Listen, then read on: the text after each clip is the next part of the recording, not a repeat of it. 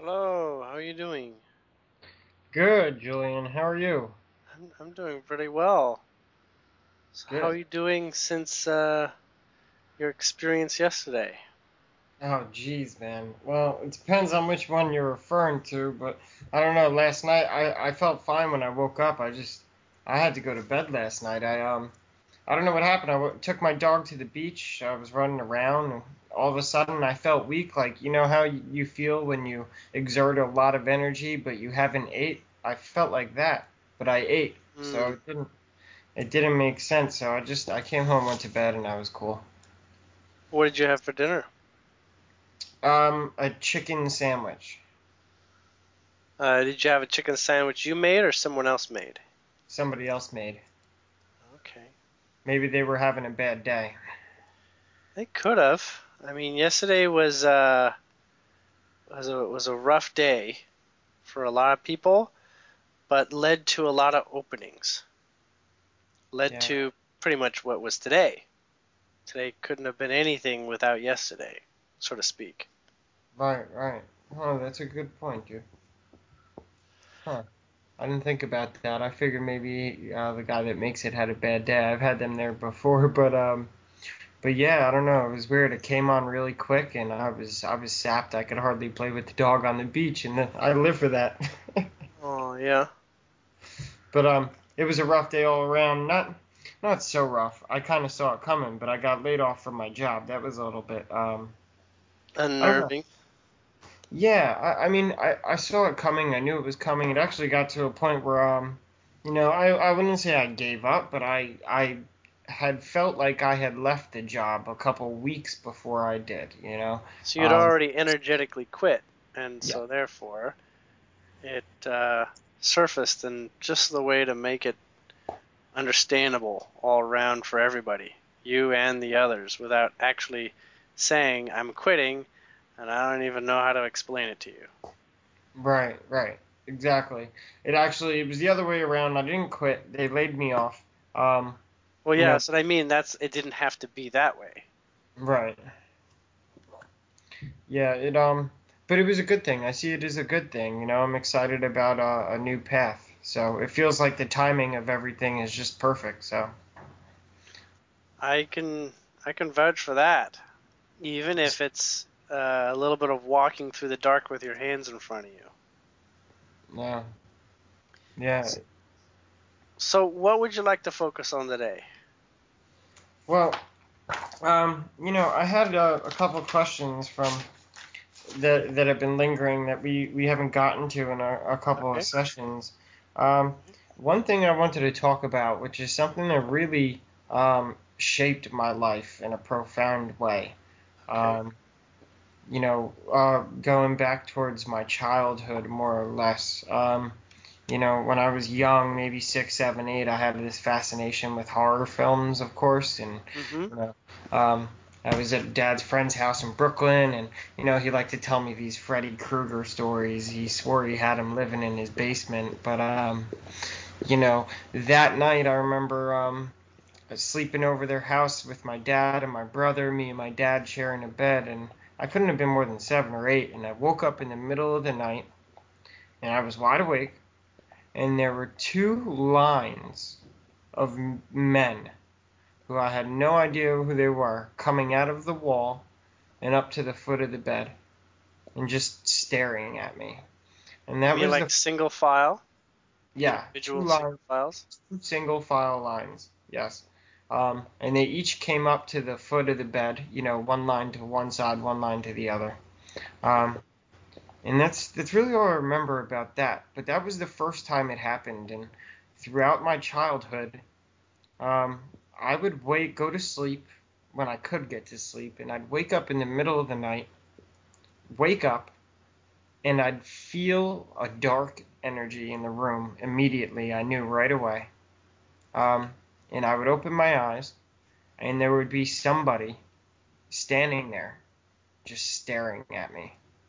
Um, and sometimes it would be people I don't know. A lot of the time, as I got older, it would be people I did, like my brother. Um, and it was just weird, and it was something that really screwed up my sleep time, my dream time. Um, Mm. Even to this day, I don't really feel like I'm 100% able to fall asleep well. For a while I used Xanax to make me pass out. I Mhm. was terrified to go to sleep for a long time. So that's something I kind of wanted to talk about. Maybe I need to clear it, or just want clarification on what that kind of stuff is. If it was my brain, or if those were actual entities um, coming to me. Okay. Well, I don't know if this is good news or bad, but no, they were entities that were coming to you. But we could talk about why. We could Right. talk about why you don't experience them so much now. Okay. Okay? So when you're a child, um, you're very susceptible to programming, right? Yes. I mean, you're developing a pathway that's gonna make you into who you're gonna be for the rest of your life. Yes. So in fact, inserting programs when you're a child are extremely important to sort of like put like a leash or a chain, um, so that it limits the child with these programs. And that's why most of the programs, when we try to understand why we're dysfunctional in some way as an adult, we have to go all the way back to our childhood, because those are the easiest places for them to come through as we're innocent and as we're learning and as we explore and as we allow and as we begin to trust our peers. When our peers are no more perfect or less perfect than us, we may adopt some of their challenges through the way that they are. And one of the programs that proliferates is, within the horror movie genre and approach, especially for kids, is the concept of nightmares. In Hmm. fact, nightmares are extremely important primordially to believe in. Now, we could say nightmares are relative. I mean, someone who's never seen any frightening movies, they could have a nightmare, just from a cut on their finger, you know, Right. and that could be a nightmare for them. However, most of these movies were actually what they were doing, and it was just the energy that was proliferated. Is that they basically brought you to great levels of intensity that caused body reactions. They caused your body to have visceral fear experience, right? Right. And they made us uncomfortable and all this. And for many different reasons, it was kind of important for, we'll just say, the consciousness behind bringing those experiences forward to bring you to an amplified state of powerlessness. Hmm. Okay, powerlessness is that place where your energy is completely vulnerable. Okay, there's being afraid, and then there's powerlessness. Okay, now when you go to sleep, you revisit the experiences of the day. Usually at the beginning, the first half of the night, you're revisiting experiences of the day, and you're sort of like sifting through what ones you're going to bring and get sort of like saved in your soul, and which ones sort of like are experiences that are going to be collected so that they can be reused in the future to promote experiences. Hmm. Okay, so that it's sort of like a repertoire. It's like you're deconstructing your day into bits and pieces of Legos, and then at nighttime you're sort of like sorting out your Legos. Okay. Okay, a little bit like that. And then the second part of the night, usually towards the morning, is the part where you're actually constructing your future with the Lego pieces. So you have much more premonition type dreams in the morning, Yeah. right? I get. As you're sort of building your future at a lighter energetic realm and less the physical realm. And Hmm. some of it is stuff that you're going to focus on that day, and some of it, is stuff to focus on for the next couple of weeks. So you're sort of like, projecting essentially in that place, and it's Okay. all symbolically, understandable if you understand the symbology of dreams and all that. However, this specific experience with regards to the men coming to the sides of the bed, um, when you are, especially when you wake up and suddenly, you're familiar with you're still sort of like in the dream state, right? You still have, time is not quite that clear. You also notice that when you're hitting snooze, part of your dream is awake, and some of your awake time, some of the experiences you expect for the day are sort of in your dreams. You might hear something or whatever, and it kind of shows up in your dream, even though you only have like a 9-minute segment. It's almost like half an hour of dreaming. Right. Right. So, in the lighter realms, things are stretched out. Time lasts longer in many ways, and time can also move much more quickly. But essentially, what you observe as a lot of experiences can be condensed into a very short moment here in this level of density and awakeness, because we live sort of like a jam-packed, lots and lots of information for every square inch of our vision. Where in dreams, they're basically more centralized with a lot less details, a lot less, sort of like a richness of surroundings in terms of all the different themes that go about. So with that in mind, and you waking up with these spirits that came through the wall, what they were doing is they were analyzing the effect of the energy of the nightmares on you, on your psyche, and on your body. And I'm not. This is not like a premonition. This is what a part of you is actually telling me, in that these beings didn't mean you harm specifically. However, they are of a vibration that you wouldn't normally associate with. These are people you wouldn't normally spend time with, and so they were, in essence, they were strangers.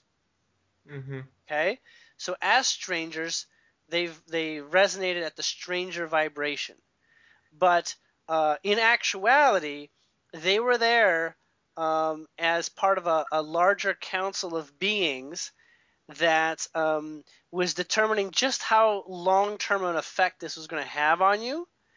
And they can wake you up whenever they want you to, but they don't usually wake you up into full 3D awareness, because then you wouldn't have enough of the dream state, vibrational state of the brain in order to perceive them. So they actually made it apparent they needed to be perceived. Now, these, you could call them your guides, your guardians, or the councils that have sort of like an interest in you, okay? And they have an interest in you because oftentimes they make arrangements with your higher being. They make sort of like commitments to your higher being. Your higher being says, "Yep, I'll take care of that. I'll have that experience," and everyone will be able to benefit from this. So it's a little bit like investors coming to see the benefit of how things are going. Interesting. Does that make sense? Yeah. And as investors, they can seem a little bit cold because they're not fully resonant with everything that you are. They're just more an observation of what they're getting out of being able to observe you. So that, even despite the fact that it would likely scare the living daylights out of a kid, that they're still going forward with that, because that's actually important, because what they were learning was your fear response. You see, they don't need to have a face-to-face experience with it. Okay, in that place, what could make you afraid, you may also not be afraid, and they need to see it firsthand. And that's what they're doing. They basically organized. They said, we're going to go out to the factory and check on our investment.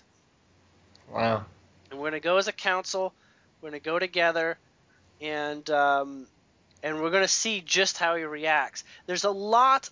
There's just so many. If you start getting to astral travel and whatnot, there are just so many beings and councils that will test you before you get to go further. They say you're a bad lemon. You go back to the drawing board. You're not ready to go any further. Okay, that's what part of soul evolution is.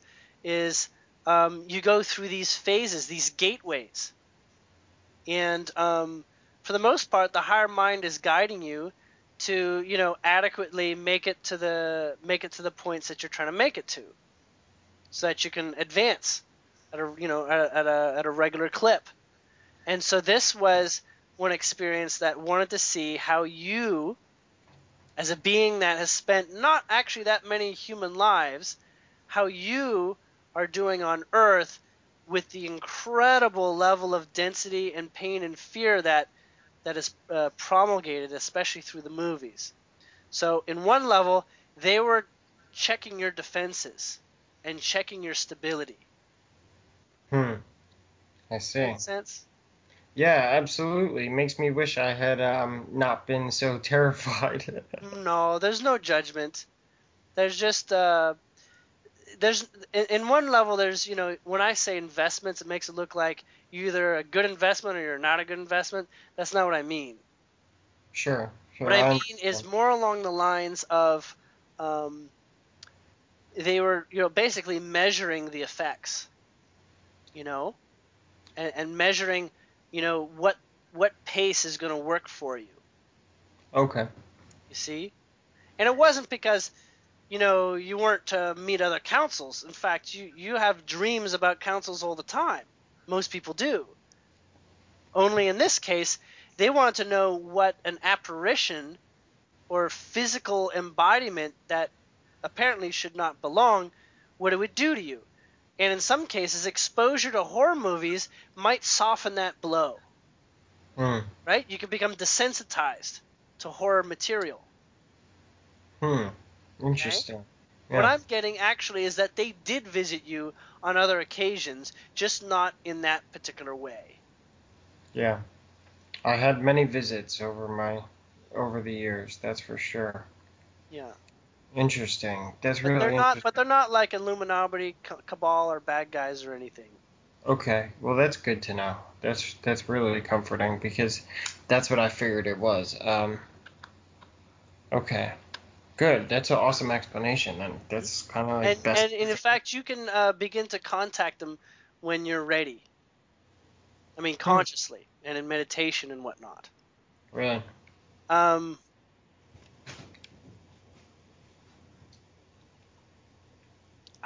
I don't know what this council's name is. No, these ones are not. These ones are closer to your soul family relations. Okay. So these ones are established by. You could call them ancestor spirits. Okay.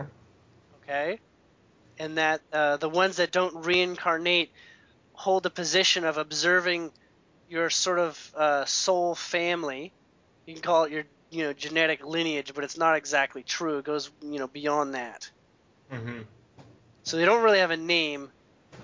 They aren't necessarily associated with your last name or your genetic lineage itself. Though your genetic lineage would tend to have a lot of proximity to the vibration of them. Okay. Well, that's a good explanation. I mean, it's a better case scenario than I was expecting to hear. So. Oh, okay. that's good. But yes, fear material, especially as a child, is a training ground, and it can be considered the most challenging stages of a child's development is to face their greatest fears early. Face your greatest fears early, because later on, when you have a lot of grounding and a lot of commitments, they could, fears can really ruin your life, as things that persist for so long. Sure. Yeah. Okay. Awesome. I have another question kind of involved with that is as I got older, I stopped having those kind of experiences and started having more sleep paralysis. where I would wake up and hear like a cackling in the background. Um, I could almost feel that kind of dark presence, or at least that's how I perceived it. Um, and I was curious if those are related. I also had one which I have a neat little story. The other day, on one of my Facebook pages, either Cobra's page or somebody, it might have been Mm-hmm. yours, I'm not sure. Um, a lady was asking for help because her daughter keeps seeing this demon, and she had the daughter draw a picture of this demon she wakes up and sees, and Mm-hmm. it was wearing a jester hat, and about the rest of the body was like a blob. But it Mm-hmm. struck me because she also drew the colors on the face, and this was the exact same entity. And the very last time I had this kind of experience, maybe 5 months ago, not even, where I woke up with sleep paralysis and it looked like this jester looking creature sitting on the bed, kind of just like laughing at me while I couldn't move. Um, and I was curious if that's the same as what you were just talking about. And I'm not sure now that, um, I had that little synchronicity. Okay, well, the synchronicity is to help you begin to reflect on it more. I'm not going to be able to give you the specifics of that identity, Hmm. of that individual, or that Okay. spirit, or that being, but I can tell you the purpose behind his actions, Okay. at least in that specific experience and for the girl. Okay. So there is, you are going to walk through, as many are, and depending on the pace in which you are, in which case your pace is actually fairly rapid, Hmm. is to actually face ridicule. Because in this transition, it is an option. You can make great strides, and the only obstacle will be not fitting in, and basically how well you deal with the pre-existing program. And so there is the consciousness that says, "Wow, you really don't fit in." You know, isn't that silly about you? And isn't that pathetic? And your energy is just not going to persist if you don't follow the rules, right? You're just Hmm. not going to have the energy if you stick your head out. And so that's really lame of you to do that. So it's almost like sort of like chiding you into getting back on track with the rules. Hmm. Does that make sense? Yeah, a little bit. So what did you mean exactly when you say I'm moving more rapidly that I will face ridicule? Is that like the choice I have is to face ridicule and move rapid? The rapidity is in the ascension process. Okay, so you're moving about it, yet you're still surrounded by lots of people who would judge you for it. Yeah. Not only judge you for it, but laugh at you for speaking on those levels. Yeah. Does that make sense? And so Definitely. you don't want to speak up because you don't want to have that experience of perhaps even good friends of yours that would basically treat you in this way. So you experience this on a lighter dimension, Hmm. on a lighter, less visceral, less consequential realm.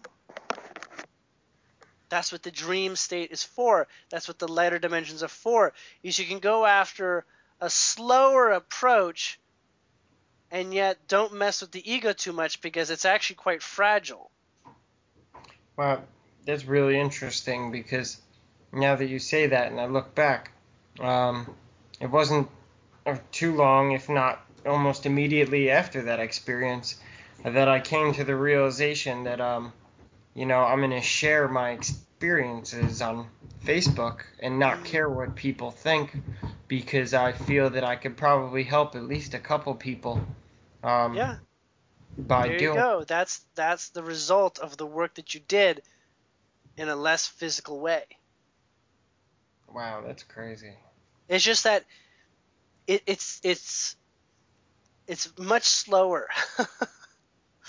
It takes longer, so to speak, to do it on the non-physical realm. It doesn't ground nearly as much as doing things here.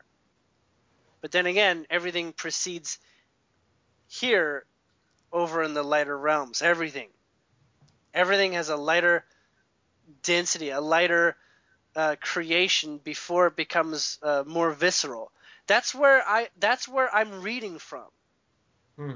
I'm reading from the momentum of how things are going from the less dense world. That's how I see energy. It's a less dense information packet. Right. Being psychic is accessing the less dense, and yet one of the reasons why we don't pay attention to it, the less dense information, the psychic information or whatnot, is because it can still change before it becomes so decided. It can still change. When we look at things now in our 3D perspective, we assume it is so. If we see it, that is the truth. And yet it's not. Not necessarily. Everything is adaptable. Everything is in flux. And so when we look at something dense, in this 3D realm, we consider that as dense as it gets. That is the end of the story. That happened. That's a fact. Face up to it. But in fact, you can even change your memory so that things that you once cemented as a concrete experience can actually be not so. The subconscious holds the keys to holding all the rules of what is solid and what is a truth for the body. And usually to oppose the subconscious is a rough ordeal. They call it lying to yourself when you oppose the subconscious. But when you work with the subconscious and you say, that's not that ideal, and there's actually something better, and you work with the mind is the craftsman that paves it into the subconscious. Okay? Subconscious is body memory, is physical memory, like a physical hard drive. Okay? And the ego is the mechanism that writes it into play, that writes it in. And because of that, that's something grounded that you can work from. That's something that you can stand up on a box and say, I can climb a little bit higher now. But the apparatus in which we are grounding and we are choosing to ground is changing. We're changing literally the ground that we stand upon more and more. And we can only do that consciously because unconsciously we've already decided that we're not going to be in balance if we just get up on a box or up on a table that only has 3 legs. The ego has its own opinion of what a grounded, believable approach to life is. And we've asked for the help to ground that. We've asked for science, air quotes, science, to tell us how things work. We've asked for religion to tell us how things work. And we can live an entire reality based on those realities, only we're kind of done with that.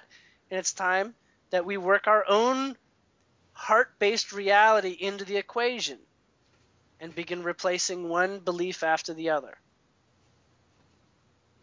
with improved heart-centered ones. There's more energy in those. Makes a lot of sense. Okay. All right. Yeah, I'm kind of flabbergasted a little bit about what you said earlier about not fitting in. You mentioned something about like going through that process and feeling like I'm not fitting in. And it's funny because that was I only had 2 questions. One was about the sleep and the next one was about the not fitting in. Because that's been like the story of my life, my social life. And, at one point I blamed it on my father being gay, or at least coming out gay when I was 13, It was a really tough experience being a kid in a new school trying to fit in, but as I got older, now I just realize I just don't fit in, period. I never resonated with other people in groups. I just didn't have the same interests. I tried to play sports and stuff, and I loved to play sports, Yeah. but like I wasn't into anything like that. I wasn't into anything good enough or enough to be great at it, or um, and I just feel like I never fit in no matter where I went and what I did, and I just maybe I'm looking for a why or just finding out more of the mechanics of like what's going on, what's that about? Is that an ego thing or is that because I'm not from here, I'm not here for that? I don't understand. Okay, so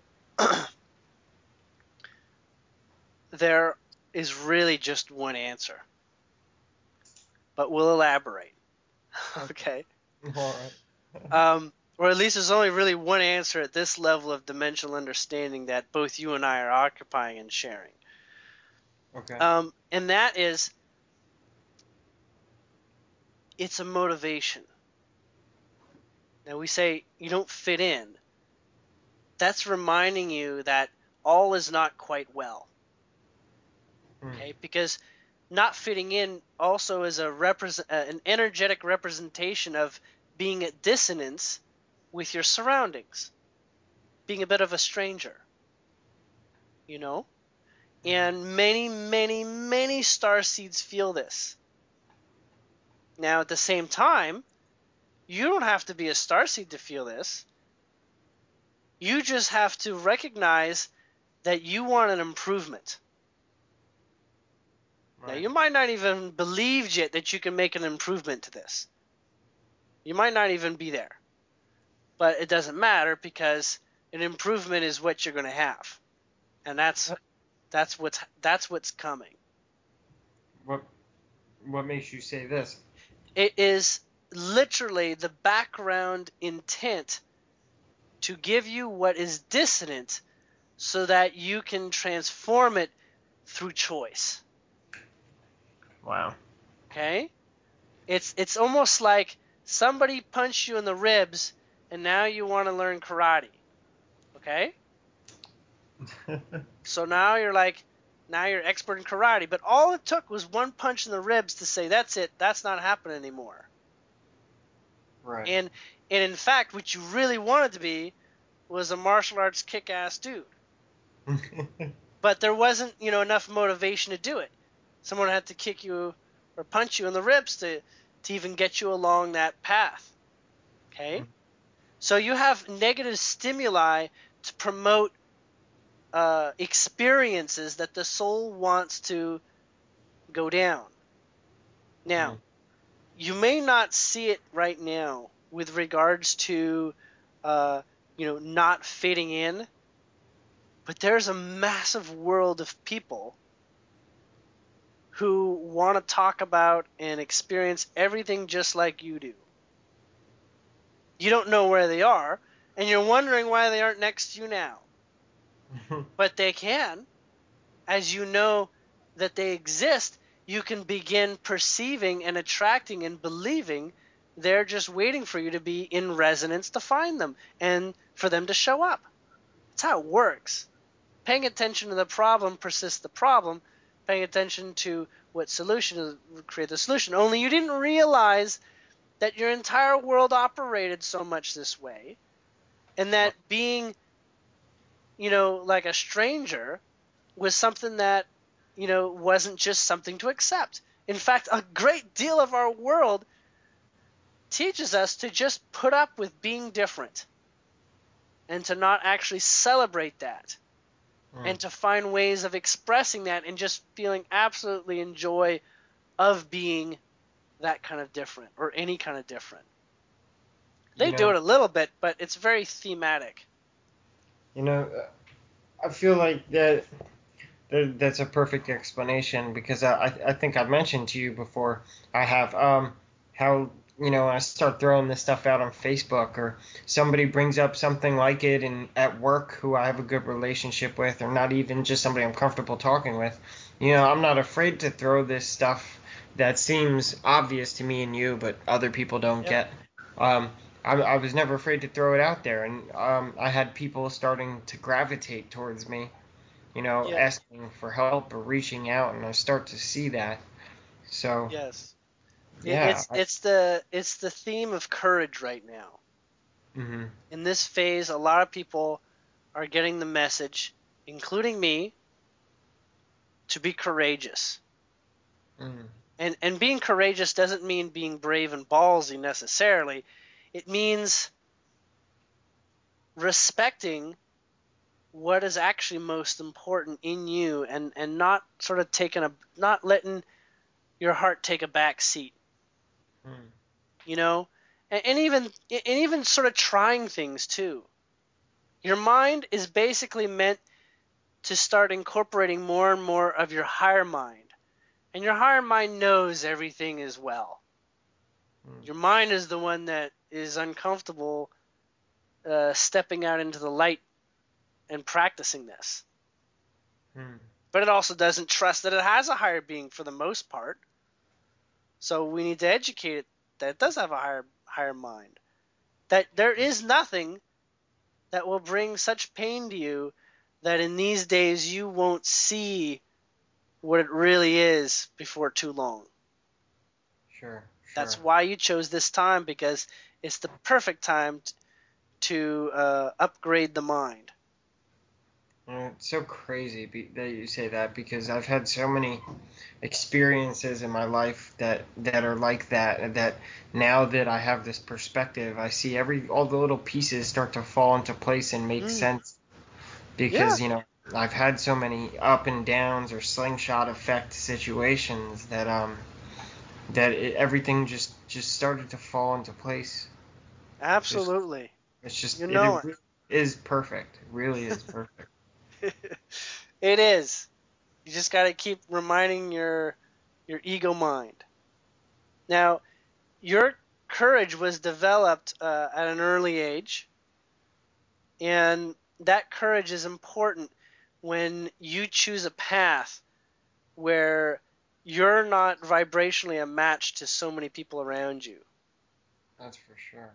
So it's almost like, and especially with the jester face, Mm, it's really, that is a trigger for the ego to say, I'm either going to live with this discomfort, or I'm going to pray that there's something better, and I'm going to step aside a little bit mm, and see what comes. Because if it steps aside, you naturally allow your heart through in most cases. You naturally allow more of what you really are, which is basically attracting that which is more resonant to you, allows it to show up.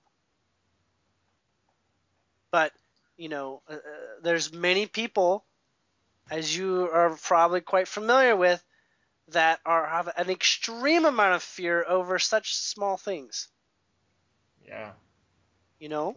sure. And for you, it more likely than not, it takes extreme examples to get you flustered. I mean, actually afraid. Yeah, I don't know what there is. The only thing that I felt any fear of in a while was living on the coast thinking, Earth changes, who knows, big tidal wave, but that Mm-hmm. lasted a couple weeks. That was that. Yeah.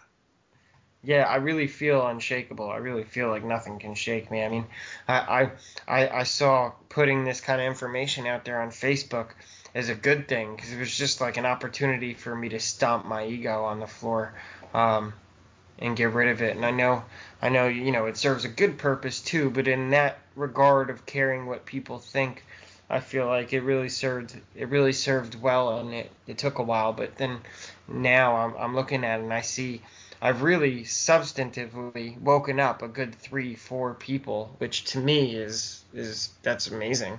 Yes. It's very.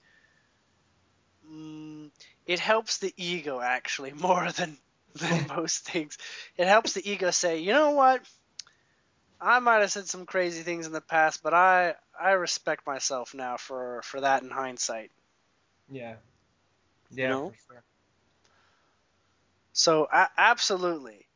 Um, And you said that I dealt with a lot of that, or I got a lot of my courage from my childhood. Um, is that just what you gather from what I said, or is that just something that you were able to read into me? No, that was specifically delivered from your higher mind. Oh, okay. Okay.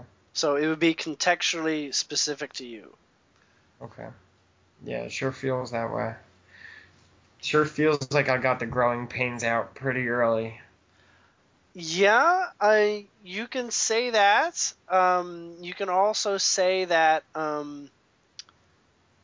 it helped you reflect on exactly this strange world that you're in, and not just wholly just accepting it. Mm, So this also led to a greater questioning of existence when you have standout experiences. yeah. Has you question life, has you question your mind, as you question things, and as you question, you ultimately start beginning to allow answers that would not come necessarily so simply or easily. Right. By Right. asking by itself, just by asking, there's a resonance of allowing, at least in part.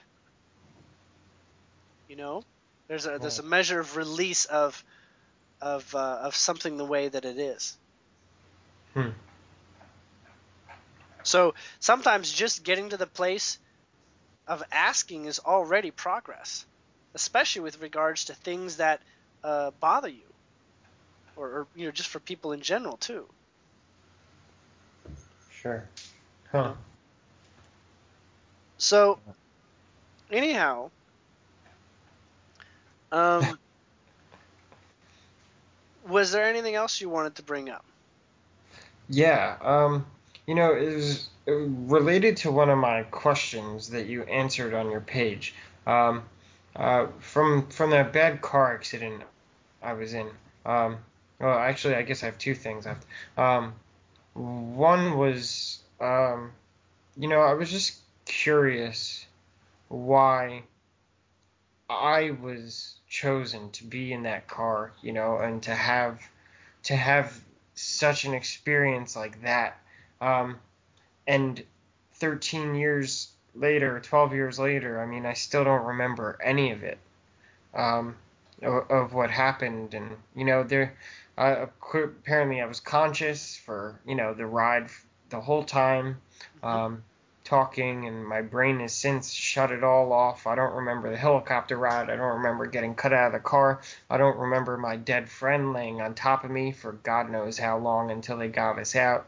Um, is there something I need to clear or deal with that is keeping this from coming forward, or is this just, a mechanism protecting me because it's too painful? But that kind of leads me back to the first question. Okay, so cognitive dissonance. Familiar with the concept? Yes. Okay, so your body had cognitive dissonance. It could not process, the ego could not process in any measurable way what was happening in front of it without knowing that you would die by trying to accept it as death is in your face. Okay? Hmm. Should you accept that death is in your face? Well, you're probably going to die. There's a degree of not actually accepting it that keeps you alive. Now, it's self-perpetuating moment to moment in those places. The adrenaline literally is keeping you from remembering it because it knows that any memory is just going to strengthen the fear of death in you. Now, for some, I that see. is important. For others, it is not. It is too far a vibration from the experience. So, in fact, you could say it happened exactly the way you were supposed to remember it, Mm. and everything else, with regards to all the other extreme experience of like losing your friend and finding out things that happened, and and trying to put the pieces together of what occurred, you can get those memories. They're in the Akashic. Okay? They exist. That reality is there. However, up until you're ready to face it in neutrality, in true neutrality, you won't know. Right. As long as your ego is still got associations with pieces of it, your ego will flip out with the memories. So what it gets is it gets the story secondhand.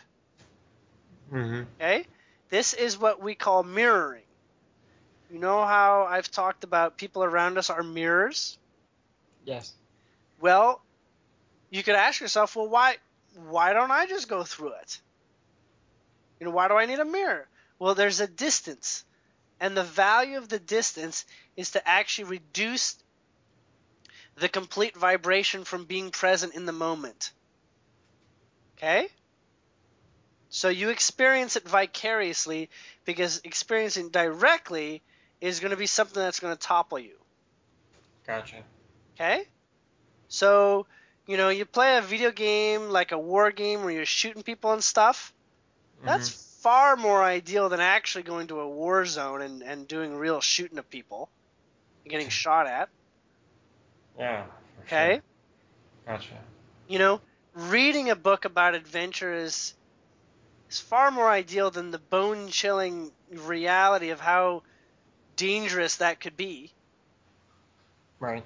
Okay? So you could look at this experience as something that that you could say you've been through, but at the same time, it is an experience that you didn't want to experience too closely. You only wanted some of the themes involved, not all the themes. That Okay? makes sense. Because if you remembered, watching the physical damage to your body, watching and feeling a dead person on you, your mind would have been quite scarred. And so it said, higher being said, okay, and subconscious said, okay, we don't want him to actually get scarred here. We don't want it too intense for him. We're going to use the cognitive dissonance rule and keep you away from having this too much of a direct experience. Okay. That makes sense? Perfect. Perfect. Strikes a chord for sure. Okay. For sure. All right. Cool. Cool. And your other question. My other question, I guess, kind of related to that. They put me on those painkillers for so long. I developed that affinity for it. I got off, and then got hooked back on, off and on, and now I've been on Subutex, which manages the addiction for years now. I've been working my butt off for so long that to stop and go through the withdrawal has been. It really wasn't an option for me to go to work like that. It's impossible to me. I know I'll probably not sleep for a week. So now I'm looking at it like, is this something that I need to clear? Do I need to get this out of my system like ASAP because of what's coming? Or is this something that I'm going to be able to deal with on a more, I don't know, in a softer way than having... So you could do it the long way. But that's not what your higher being is telling me you're ready for. It says you're ready for the Band-Aid version right now. Meaning, when you say long way? The long way is to clear it over the process of a couple months. Right. But it's saying pretty strongly that you can take care of this right now. That space has been provided that will make it easier right now. Really? Yeah. Which is true. Well, it's as true as your mind is able to wrap its head around it. Right. Well, But, no, it makes sense because I'm unemployed right now, so focus on yourself. And basically give this time almost to not even think about work, but to think about yourself, because when you get that in line, you won't have any anchors or chains that hold you back from the steps you take following it. You see, pharmaceutical drugs are literally like ankle bracelets. Mm-hmm. They're almost like prison resonance droppers. They basically do not allow you to have full access to the full chemistry of your body's alignment. Okay? So, to be free of addictive elements, whether it's chemical or mental, will literally give you a larger toolbox to live from in the following. And it's hard to perceive exactly what you'll get without this one, I know. Sure. But in fact, just look at it as more energy. More access to energy and more access to yourself and less access to distractions. To do it the fast way is to deal with all that at once. It's a little bit like starving yourself, actually. And you say, why do I starve myself? There's food right in front of me. Right? The mind doesn't get it. So this is really more than the physical symptoms. It's actually more psychological. Sure. Okay? There's more struggle with the mind than there will be with any of the other physical symptoms. The mind is the complainer. Much more than the body does, believe it or not. Yeah. The body eventually gives up. The body says, "Oh, this is what we got. This is just it." But the mind is the mind that says, "Oh my God, what am I doing?"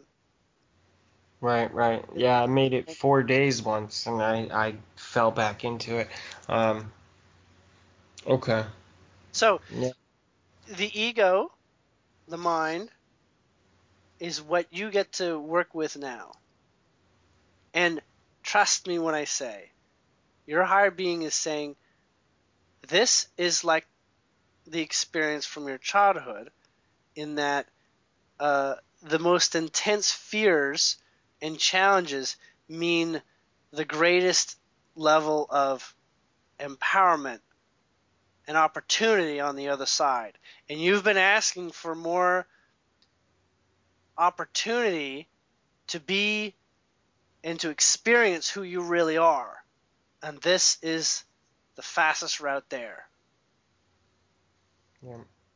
You'll also not likely have the same kind of job afterwards. It'll be a significant upgrade if you choose to go back to work. Not like I have a choice. I mean, I'm going to have to go back to work anyway, but I've got enough money to pay for October's rent. As far as you know, that's how it works. As far as your mind knows. As far as my mind knows, that's how what works. That's how money works. But in fact, what you're looking at is literally being resonant with greater wealth on the backside of this. Does that make sense? It's a little hazy. So, this is kind of like taking the time to remove taxes, energy taxes on you. Okay? Most people don't pay attention to removing energy taxes. They just try to add more wealth.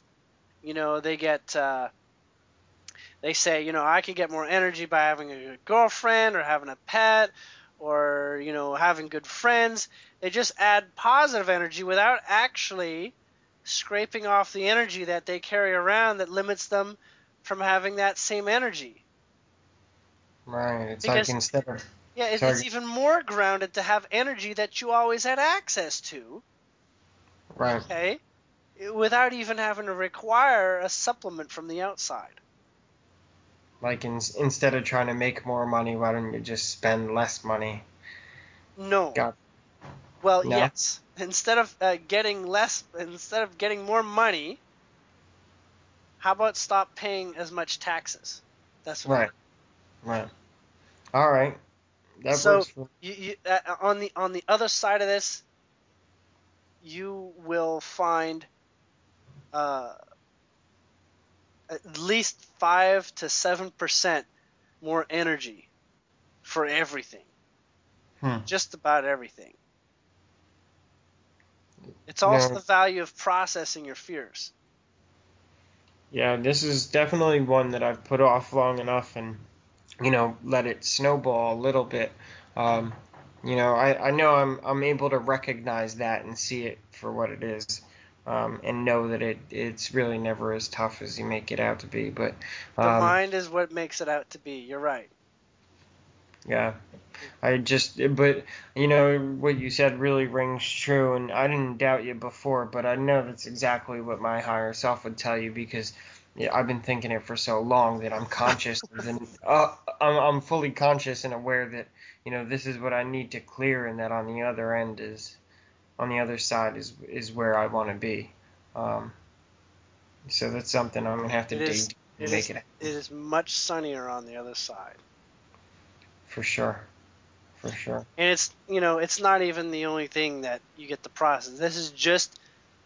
This moment has been prepared for you at this time.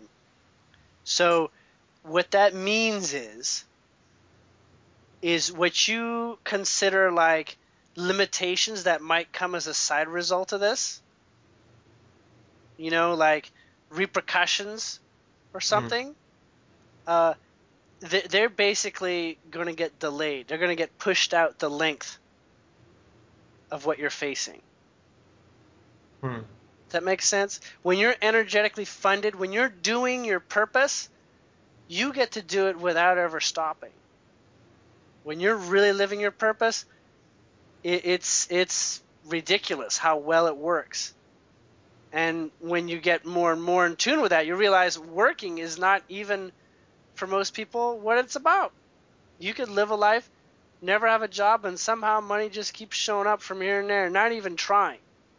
The mind foresees that you should try, but in fact, it doesn't really work that way. The money's the illusion. Okay? So don't hold that, at least for a little while, as any form of importance. okay. All right? Jeez. Awesome. And and if you want, just to sweeten the deal, because your higher being is really letting this be loud and clear, I, is for me, is that if you'd like to do another session next week and you're through this, we'll just book a session. We don't have to charge anything or whatever like that. We'll just do another session next week, somewhere in the middle of this, to see how you're doing. okay. How does that sound? That sounds really good, Julian. Thank you. All right. Cool, man. All right. So Awesome. you just find an opening as if you were to book it, and right before you book it, you just text me or something, and I'll reserve that space. Cool. Cool. All right. I will I will continue to share it as a public recording, Yeah, sure. so I'll keep it that way. So I think most of yours were public recordings, Yep. so that other people can learn from your experience, learn from this experience too. That's what it's about. Yeah, Cool, man. very good. Awesome talk. Thank you, Julian. Well, thank you, and we'll catch up next week, and I'll get this recording out to you. Cool. All right, brother. Have a good night. You too. Good night. Night.